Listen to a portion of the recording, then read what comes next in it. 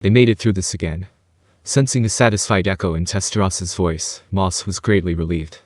And the world will be painted even whiter. You're going to do the same, Testarossa. A beautiful blue-haired woman stood in line with Testarossa as she said, "That's impressive." It's Velgrynd. She appeared before Testarossa with the parallel existence she'd left in this land.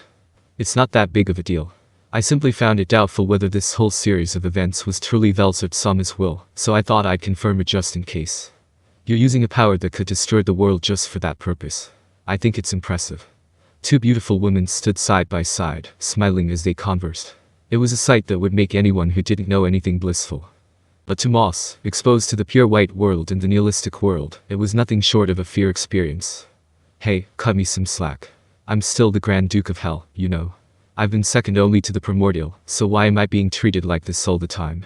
How exhilarating it would be to complain like that. Moss's fate would run out the moment he did something like that, but even so, he should be forgiven for grumbling in his mind. With that thought in mind, Moss endured the painful sadness. Thank you for protecting me. Souka, who'd been in Moss's barrier with him, spoke up apologetically. She hasn't been able to keep up with the rapidly changing situation since coming to this land. Moss thinks that can't be helped. This was because this land, filled with Velzard's mana, had been wiped out by a blizzard that contained dense magicules. Any normal person would die instantly. Even an air-rank adventurer would be in danger of dying within a few hours. Besides, in this blizzard, on top of having zero visibility, even sound was painted over. Not only that, but even magic sense, which recognized magicules, was useless, making it impossible for Souka to even grasp the situation. Barely, the existence of Testarossa, who was near Moss and the others, and Velgrynd, who had appeared, was probably enough to make even Souka wonder if she'd noticed. Don't worry about it. If you survive here, you'll achieve your goal. I'm bitterly aware that I'm useless. Don't worry. I'm the same way. Moss and Souka have different earth power. The class of their existence was as far apart as an adult and a baby. And yet, just like Souka, Moss is in a situation where he can't do anything. This isn't a matter of feeling humiliated or anything. It's a situation that only reaffirms the isolated difference in ability between him and his master. Listen up. Right now, our very existence is in the hands of Lady Testarossa. In this white world, our lifespans can be ended at a mere whim. Even reincarnation won't be allowed, will be swallowed by the void. That's the essence of pure and white world, nihilistic world, but for now, it's still just the first stage. Until Lady Testarossa unleashes the void, we'll still be able to live. The first stage is to wait for the attack, and in the second stage, the attack begins. However, it is difficult to continue suppressing the raging power, so it is unclear how long the current state will last. Even for Moss, his life is in the hands of Testarossa. So, he understands that there's nothing Souka can do, and explaining it in detail would probably be meaningless. Thus, the explanation was left incomplete. Souka's existence is meaningful just by being here. Moss should be the one to bear the unnecessary burden. Souka was bewildered. The question she wanted to ask was, why was she using such a dangerous technique? But Moss only explained the technique to her. Understanding it would only make me feel more afraid, so that explanation was unnecessary, Souka thought. There was one thing she was glad to know. That's because she knew that Moss can't do anything, just like her. And she also understood a lot. She knew that the meaning of her being here was truly important. They just didn't hesitate because they were good at gathering information, like Testarossa and Moss. In this white world, where even their field of vision was unfocused, it would take a considerable amount of time from when reinforcements were dispatched to when they arrived. If they weren't careful, there was even a chance they'd get stranded and never make it there. There was no guarantee that even the top brass would be able to make it this far. But things would be different if Souka were here. It would be possible to transfer directly with Souka as a guide. As Moss had said, Souka could achieve her goal just by being alive. That was why she understood that there was no need to look down on herself. All that's left is to wait here quietly. In a corner of the white world, Moss and Souka huddled together into shells. Paying them no heed, Testarossa and Velgrynd's conversation continued. So, did a third party intervene? That's what you wanted to know, so you went out of your way to show yourself. That's right. To be honest, there's not much I can do in this place. Milim, who headed to the Sacred Void, Demergania, unleashed Dragon Nova inside the Heavenly Star Palace. Thanks to me reinforcing it with Star Barrier, there wasn't much damage, but that doesn't mean the crisis is over. I want to keep some strength in reserve. Velgrynd gave a brief explanation of the state of the battle in Demergania. The Great Gate of Heavenly Star Palace, connecting heaven and earth, would open, and the Iverge's great advance would begin soon. And that wasn't all. Threats are happening all over the world. Milim went to Sarian. She's probably after the sacred tree, but there's nothing we can do to stop her. We'll have to leave it to the locals. I wonder if Feldway went to Sarian, too. Yes, that's right. I see. It seems the situation is dire. Exactly. I'm in trouble. Velgrynd smiled beautifully. Currently, due to Lumina's call, heroes from around the world are gathering in the border regions of Ruberios. Among them stands the brave Masayuki as a representative, and Velgrynd is prioritizing this matter. As a matter of fact, dispatching an army from afar wouldn't make it in time, so Velgrynd's assistance was essential. So, I have to help with that, which means I'll leave the activities here to you. Even if we disregard the impact on the Earth, there is no doubt that someone is behind Velzard-sama. Although I cannot provide details as it is not its original purpose, I certainly sensed a presence. If Kai and the others' battle intensifies, the impact on this planet will undoubtedly become more severe. Even if things are manageable for now, they must not overlook this issue. Moreover, with the emergence of a new force that could potentially sway the course of the battle, it has become a situation that even Testarossa finds troubling. But just then, she received a thought communication from an unexpected person. Call my useless bunch. If we're going to intercept Ivorage and Damergania, there's no point in having them guard Leon's place. Surprisingly, Guy, who was engaged with Velzard, had barged into their conversation. In this dense blizzard of magical particles, Testarossa was impressed that he managed to send his thoughts through. Oh? So Guy was listening, too. Eavesdropping. You've got plenty of leeway, Testarossa chimed in. Guy gracefully ignored this and continued. There's someone behind Velzard, isn't there? I, too, felt something was unnatural. That's why I've been focused on keeping an eye on her, but I need to settle this before Ivorage arrives. I wonder what you're trying to say. I'm telling you to work, too, Testarossa. Testarossa smiled wryly at being asked if she developed a habit of slacking off, mainly because she resembled him. It's a compliment to say that he resembled the beloved Rimuru, but he's not happy about the habit of slacking off. Besides, Rimuru isn't exactly slacking off. They're just busy with various things. The fact that she was trying to refuse a request from Guy or put it off for later definitely wasn't to harass him. Well, there was no doubt that she was taking care of the request from Guy, but Testarossa was fully supporting Rimuru, so she ignored Guy's words without any particular concern. Well then, I'll have Rain and Misery take over the maintenance of the protective barrier. Moss, you should help them with that.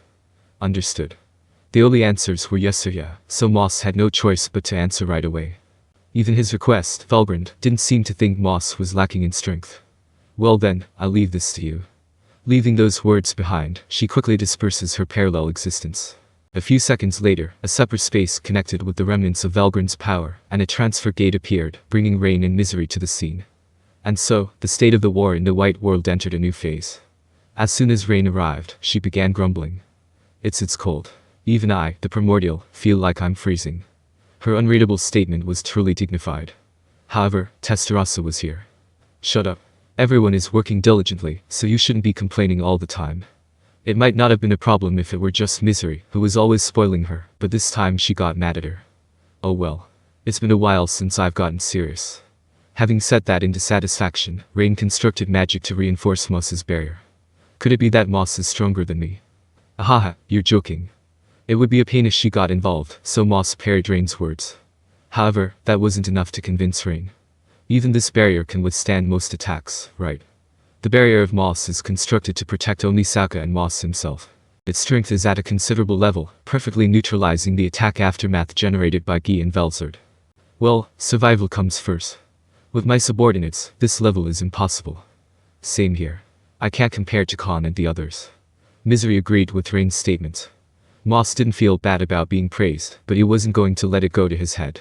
He knew all too well that Rain was most skilled at the tactic of buttering someone up with compliments, and then dumping trivial tasks on them. As such, he decided to assign work to take the initiative. I have connected my barrier to the protective barrier that Velgrynd-sama had established in this area. Rain-sama will take over the lead, so Misery-sama, please handle the adjustments. Requesting a favor from the primordial duo, who are far superior in status, is akin to an act of folly equivalent to suicide. However, this is an emergency, and it also aligns with the policy established by Testarossa. Moss had decided that this much should be forgiven. And he was right on the money. You really are excellent as Testarossa's adjutant. This doesn't seem like the time to be arguing, so I'm fine with that. Misery responded smoothly. The next moment, Moss's burden instantly lightened. Misery had begun to intervene, just as she declared. The sensation of desperately holding on to the reins of chaos faded, and Moss let out a sigh of relief. However, it wasn't a situation where he could let his guard down just yet. I can't accept that Misery is the one who took the initiative, but it's fine. Rain, who had finished taking control of Moss's barrier, had taken the initiative by force. Even from Moss's point of view, which specialized in precise mana manipulation, it was a divine feat. Amazing. Moss marveled. As Rain herself said, if it came to a fight, there's a possibility that Moss is stronger than Rain.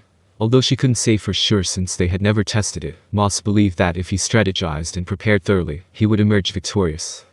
After all, Moss's ultimate secret technique, Infinite Void Devourer, Infinity Eater, can assuredly annihilate any enemy whose magic energy is below his own.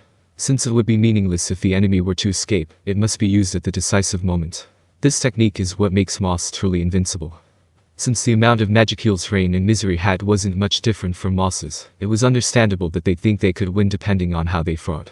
However, that was a misunderstanding. Even if I set up the Void Eater against Rain's Sama, it probably wouldn't work. I didn't think there'd be this much of a gap in our abilities.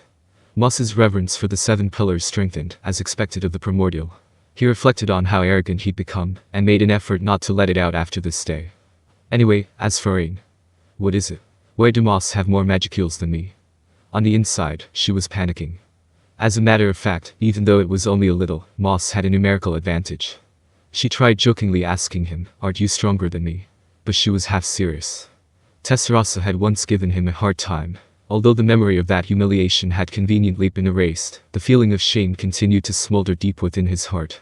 And this time, the fact that he was on the verge of losing to Testarossa's subordinates, this was already enough to trample on Rain's pride. Rather than go all out, Rain had become super serious and taken control of the protective barrier from Moss. It wasn't just childish. This was already war for Rain. Moss must have thought he'd taken the initiative, but the same was true for Rain. She'd shown off her true strength even now, even though she wasn't aware of the fact that she was at war.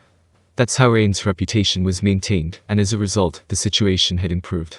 Watching Rain out of the corner of her eye, Misery marveled. It was the same with Moss's ability, but she hadn't seen Rain's magical manipulation in a long time, and she'd been entranced without words. That's Rain for you. If she'd always gone all out, I'm sure Bisama would have given her a much more important job. Or so she thought, but she didn't realize her mistake. Not to mention, from Rain's point of view, it was probably none of her business. Important business means more work. Rain is a demon who lives as a hobby, so she hates the work that others push onto her. Work is something you find on your own. If you can earn enough money to eat, that's fine. That's why you're wasting a lot of talent. Of course, Rain could survive without eating, and if she ever ran into trouble, she could rely on Misery or her subordinates, so there were no particular problems. To be honest, she was in an environment where she didn't have to work if she didn't want to.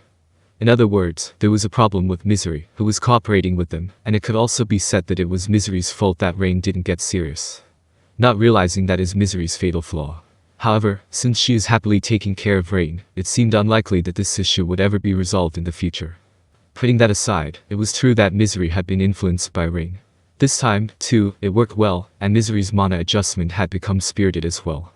To make it easier for Rain to move, they meticulously addressed the vulnerabilities of the protection barrier, leaving no detail overlooked. As a result, the impact on this area became minimal, more than enough to compensate for the hole left by Velgrynd's absence. Testarossa smiled when she saw the situation. Souka's defenses were in perfect condition, and now all her worries about the future were gone. All that's left is...